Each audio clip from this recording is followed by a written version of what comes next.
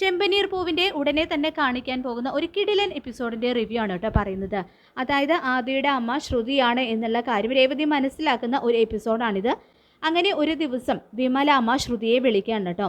എന്നിട്ട് പറയുന്നുണ്ട്, നിന്നെ കാണണമെന്ന് ആദി വാശി പിടിക്കാൻ തുടങ്ങിയിട്ട് കുറച്ച് ദിവസങ്ങളായി, നിനക്ക് ഇവിടം വരെ ഒന്ന് വന്നിട്ട് പോയിക്കൂടെ എന്ന് ചോദിക്കുമ്പോൾ, എന്നെ ഇങ്ങനെ ഫോണിൽ വിളിക്കരുതെന്ന് ഞാൻ നിങ്ങളോട് പലതവണ പറഞ്ഞിട്ടുള്ളതല്ലേ. ആൻറ്റി എങ്ങാനും ഇത് അറിഞ്ഞു കഴിഞ്ഞാൽ പിന്നെ അത് മതി, എല്ലാവരും എല്ലാം അറിയാൻ.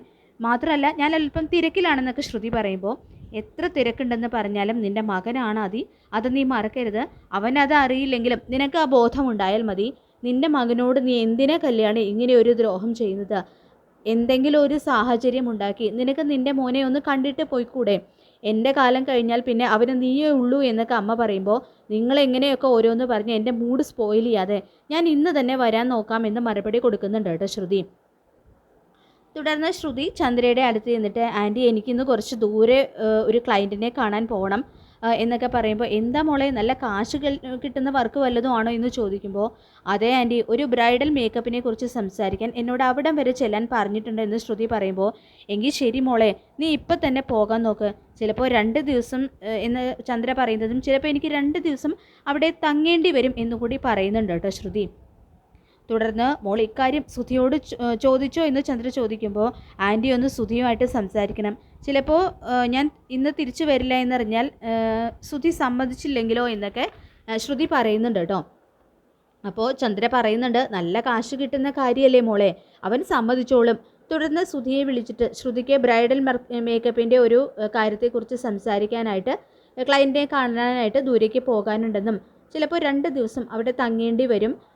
നിന്നോട് അവൾ ഇതിനെക്കുറിച്ച് എന്തെങ്കിലും സൂചിപ്പിച്ചിരുന്നോ എന്നൊക്കെ ചന്ദ്ര ചോദിക്കുമ്പോൾ, ഇല്ല അമ്മേ, എന്നോട് പറഞ്ഞിട്ടില്ലെന്ന് പറയുന്നുണ്ട് സുധി. അത് സാരമില്ല, നീ സമ്മതിക്കില്ല എന്ന് കരുതിയിട്ടായിരിക്കും ശ്രുതി ഇക്കാര്യം നിന്നോട് പറയാതിരുന്നത്. നല്ല കാശ് കിട്ടുന്ന വർക്കാണ് മോനെ, നീ അവൾ പോകുന്നത് തടയാൻ നിൽക്കണ്ട എന്ന് ചന്ദ്ര പറയുന്നുണ്ട് സുധിയോടായിട്ട്. കാശ് കിട്ടുന്ന കാര്യത്തിന് ഞാൻ എപ്പോഴെങ്കിലും തടസ്സം നിന്നിട്ടുണ്ടോ അമ്മേ എന്ന് തിരിച്ചു പറയുന്നുണ്ട് കേട്ടോ സുധി. ശേഷം മോള് വർക്ക് കഴിഞ്ഞിട്ട് എത്രയും പെട്ടെന്ന് വരാൻ നോക്കുകയെന്ന് ചന്ദ്ര ശ്രുതിയോടായിട്ട് പറയുന്നുണ്ട്. അങ്ങനെ ശ്രുതി നേരെ പോകുന്നത് ആദിയുടെ അടുത്തേക്കാണ് കേട്ടോ. 2 ദിവസം അവരുടെ കൂടെ നിൽക്കണം, ആദിയുടെ പരാതി തീർക്കണം എന്ന് തീരുമാനിച്ചുറപ്പിച്ചുകൊണ്ടാണ് കേട്ടോ ശ്രുതി പോകുന്നത്.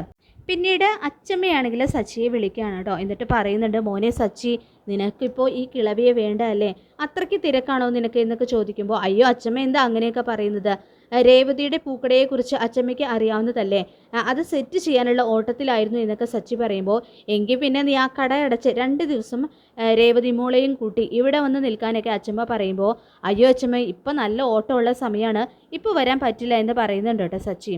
രേവതി മോൾ എന്ത് പറയുന്നു, അവളും ഈ അച്ചമ്മയെ മറന്നോ എന്ന് അച്ചമ്മ ചോദിക്കുമ്പോൾ, ഞാൻ അച്ചമ്മയെ മറന്നാലും അവൾ ഒരിക്കലും അച്ചമ്മയെ മറക്കില്ല എന്ന് പറയുന്നുണ്ട് സച്ചി. തുടർന്ന് രേവതിക്ക് ഫോൺ കൊടുക്കുന്നുണ്ട് കേട്ടോ സച്ചി. അപ്പോൾ രേവതിയോടായിട്ടും അച്ചമ്മ അവിടം വരെ വരാനൊക്കെ ഒന്ന് ആവശ്യപ്പെടുന്നുണ്ട്. അങ്ങനെ അച്ചമ്മയുടെ ഒരുപാട് നിർബന്ധത്തിന് വഴങ്ങി സച്ചിയും രേവതിയും അച്ചമ്മയെ കാണാനായിട്ട് ചെല്ലാനായിട്ട് തീരുമാനിക്കുന്നുണ്ട് കേട്ടോ. അപ്പോൾ ശ്രുതിയുടെയും അച്ചമ്മയുടെയും നാടുകളെന്ന് പറയുന്നത് അടുത്തടുത്താണല്ലോ.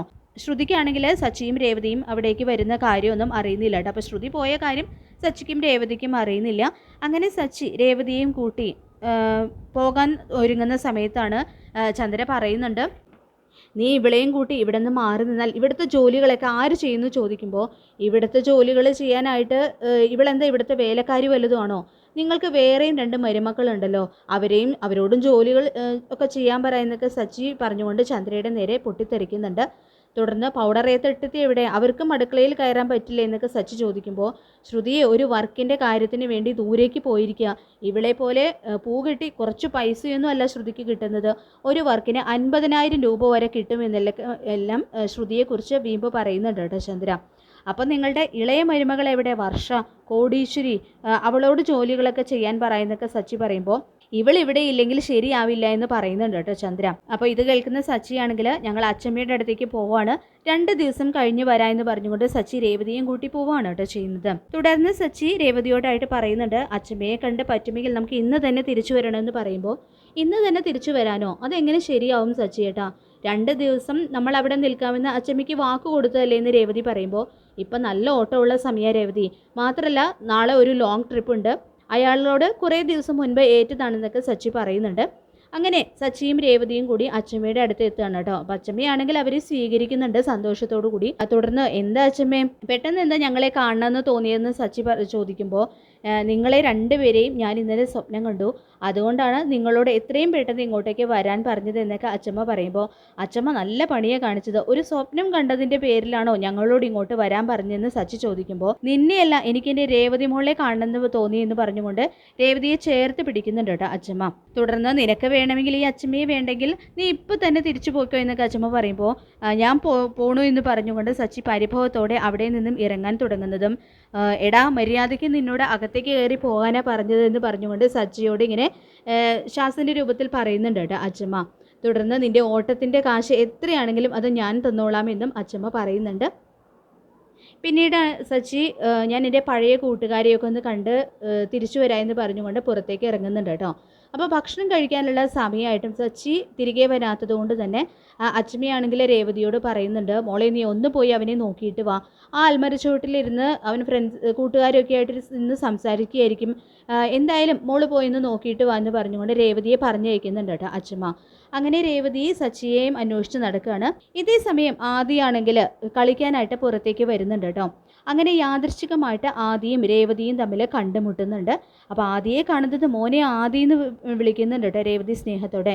അപ്പോൾ രേവതി ആന്റി എൻ്റെ ഇവിടെ എന്ന് ആദിയും ചോദിക്കുമ്പോൾ ഇത് ഞങ്ങളുടെ അച്ഛമ്മയുടെ നാടാണെന്നും ഞാൻ സച്ചിയേട്ടനെ അന്വേഷിച്ചിറങ്ങിയതാണ് എന്നുള്ള കാര്യങ്ങളൊക്കെ രേവതി പറയുന്നുണ്ട് ആദിയോടായിട്ട്. തുടർന്ന് ആദിയും പറയുന്നുണ്ട്, എൻ്റെ ആൻറ്റി വന്നിട്ടുണ്ട് രേവതി ആൻറ്റി കുറേ ചോക്ലേറ്റ്സും കളിപ്പാട്ടങ്ങളൊക്കെ കൊണ്ടുവന്നിട്ടുണ്ട്, രേവതി ആൻറ്റി വീട്ടിലേക്ക് വന്നാൽ ഞാനതൊക്കെ കാണിച്ചു തരാം എന്നൊക്കെ ആദി പറയുമ്പോൾ മോൻ്റെ ആൻറ്റി ഇപ്പോൾ വീട്ടിലുണ്ടോ, എനിക്ക് മോൻ്റെ ആൻറ്റിയെ കാണാൻ ഒരുപാട് ആഗ്രഹമുണ്ടെന്ന് പറയുന്നുണ്ട് കേട്ടോ രേവതി. തുടർന്ന് രേവതിയെയും കൂട്ടിക്കൊണ്ട് ആദി വീട്ടിലെത്തുകയാണ് കേട്ടോ ചെയ്യുന്നത്. ഇതേ സമയം ശ്രുതിയും അമ്മയും ആണെങ്കിൽ ഹാളിൽ ഇരുന്ന് സംസാരിച്ചുകൊണ്ടിരിക്കുകയാണ് കേട്ടോ. പെട്ടെന്ന് തന്നെ അമ്മമ്മയെ ഇതേ രേവതി ആൻറ്റി വന്നിട്ടുണ്ടെന്ന് പറഞ്ഞുകൊണ്ട് ആദ്യം ഓടി വരികയാണ്. ഇത് കേട്ട് ശ്രുതിയും അമ്മയും ആണെങ്കിൽ ഞെട്ടലോടെ തിരിഞ്ഞു നോക്കുന്നുണ്ട്. ശ്രുതിയെ അവിടെ അപ്രതീക്ഷിതമായിട്ട് കാണുന്നതും രേവതിയും ആകെ ഷോക്കഡായിട്ട് നിൽക്കുകയാണ് കേട്ടോ. തുടർന്ന് രേവതി ആൻറ്റി ഇതാ ഞാൻ പറയാറുള്ള എൻ്റെ ആൻറ്റി എന്ന് പറഞ്ഞുകൊണ്ട് ശ്രുതിയെ രേവതിക്ക് പരിചയപ്പെടുത്തി കൊടുക്കുന്നുണ്ട്. ആദ്യം ഇത് പറയുന്നത് കേൾക്കുന്നതും രേവതി തന്നെ കണ്ടു കഴിഞ്ഞു എന്ന് മനസ്സിലാക്കുന്ന ശ്രുതിയാണെങ്കിൽ ആകെ ഇങ്ങനെ സ്തബ്ധയായിട്ട് ഒന്നും മിണ്ടാൻ കഴിയാതെ നിൽക്കുകയാണ്. തുടർന്ന് രേവതി ചോദിക്കുന്നുണ്ട്, എന്താ ശ്രുതി ഇതൊക്കെ, നീയാണോ ആദിയുടെ ആൻറ്റി എന്ന് ചോദിക്കുമ്പോൾ അത് പിന്നെ രേവതി എന്ന് പറഞ്ഞുകൊണ്ട് വിങ്ങിപ്പൊട്ടുകയാണ് കേട്ടോ ശ്രുതി ചെയ്യുന്നത്. തുടർന്ന് അമ്മയാണെങ്കിലും രേവതിയുടെ കൈ പിടിച്ചുകൊണ്ട് പറയുന്നുണ്ട്, മോളെ രേവതി, അമ്മയ്ക്കൊരു തെറ്റ് പറ്റിപ്പോയി മോളെ, ഒരു സത്യം ഞാൻ നിന്നിൽ നിന്നും മറച്ചു വെച്ചു. ഈ നിൽക്കുന്നത് ശ്രുതിയല്ല, കല്യാണിയാണ്, എൻ്റെ മകളാണ്. ശ്രുതിയുമായിട്ടുള്ള വിവാഹം നടക്കാൻ വേണ്ടിയിട്ടാണ് എൻ്റെ മോൾ ഇങ്ങനെ ഒരു നാടകം കളിച്ചത് എന്നൊക്കെ പറയുമ്പോൾ, എന്നാലും ശ്രുതി ഇതൊക്കെ അമ്മയോ നിൻ്റെ ഭർത്താവോ അറിഞ്ഞു കഴിഞ്ഞാൽ അവിടെ എന്താ സംഭവിക്കുക എന്നതിനെക്കുറിച്ച് നീ ചിന്തിച്ചിട്ടുണ്ടോ എന്ന് രേവതി ചോദിക്കുമ്പോൾ, എനിക്കൊന്നും അറിയില്ല രേവതി, ഞാൻ വേണമെങ്കിൽ നിൻ്റെ കാല് പിടിക്കാം, നീ എന്നെ ഇവിടെ കണ്ട കാര്യം ആരോടും പറയരുതെന്ന് പറഞ്ഞുകൊണ്ട് ശ്രുതി രേവതിയോട് കരഞ്ഞപേക്ഷിക്കുന്നുണ്ട്. തുടർന്ന് അപ്പോൾ ആദ്യം നിൻ്റെ ആരാ, അവൻ എന്തിനാ നിന്നെ ആൻറ്റി എന്ന് വിളിക്കുന്നത് എന്നൊക്കെ ചോദിക്കുമ്പോൾ ശ്രുതിയും അമ്മയും ചേർന്ന് എല്ലാ കാര്യങ്ങളും രേവതിയോട് പറയുന്നുണ്ട് കേട്ടോ. തുടർന്ന് നിൻ്റെ അച്ഛൻ മലേഷ്യയിലാണെന്ന് പറഞ്ഞിട്ടല്ലേ നീ എല്ലാവരെയും പറ്റിച്ചത്, ഇതൊന്നും മറച്ചു വെക്കാനായിട്ട് എനിക്ക് പറ്റില്ല എന്നൊക്കെ രേവതി പറയുമ്പോൾ, അയ്യോ രേവതി, നീ ഇത് മറച്ചു വെച്ചു എന്ന് കരുതി നിനക്കൊന്നും സംഭവിക്കാതെ ഞാൻ നോക്കിക്കൊള്ളാം, മാത്രമല്ല നീ ഇത് സച്ചിയോടും ഒന്നും പറയരുതെന്നൊക്കെ പറഞ്ഞുകൊണ്ട് ശ്രുതി വീണ്ടും രേവതിയോട് അപേക്ഷിക്കുന്നുണ്ട് കേട്ടോ. തുടർന്ന് അമ്മയും പറയുന്നുണ്ട്, എൻ്റെ മോളുടെ ജീവിതം തകരാനായിട്ട് നീ ഒരു കാരണമാവരുത് രേവതി, സത്യമെങ്ങാനും ചന്ദ്രയും സുധിയും അറിഞ്ഞു കഴിഞ്ഞാൽ പിന്നെ എൻ്റെ മകളുടെ ജീവിതം അതോടെ ഇല്ലാതാകും, അവളെ എല്ലാവരും കൂടി ആട്ടിപ്പുറത്താകും പിന്നെ എൻ്റെ മോളെ എന്ത് ചെയ്യും എന്നൊക്കെ പറഞ്ഞുകൊണ്ട് രേവതിയുടെ മുന്നിൽ ഇങ്ങനെ കരയുന്നുണ്ട് കേട്ടോ വിമല. അപ്പോൾ അവരുടെ ആ ഒരു അപേക്ഷ കാണുന്നതും രേവതിയുടെ മനസ്സ് അലിഞ്ഞു പോവാണ്. അപ്പോൾ രേവതി തൽക്കാലം ഇത് ആരോടും പറയണ്ട എന്നുള്ള ഒരു തീരുമാനം തന്നെ എടുക്കുകയാണ് കേട്ടോ ചെയ്യുന്നത്. അങ്ങനെ നമ്മളെല്ലാവരും ആകാംക്ഷയോടെ കാത്തിരിക്കുന്ന ഒരു എപ്പിസോഡ് തന്നെയാണ് ഇനി വരാനായിട്ട് പോകുന്നത്. ഈ റിവ്യൂ ഇഷ്ടപ്പെട്ടെങ്കിൽ ലൈക്ക് ചെയ്യുക, ചാനൽ കൂടി ഒന്ന് സബ്സ്ക്രൈബ് ചെയ്ത് സപ്പോർട്ട് ചെയ്യുക. താങ്ക്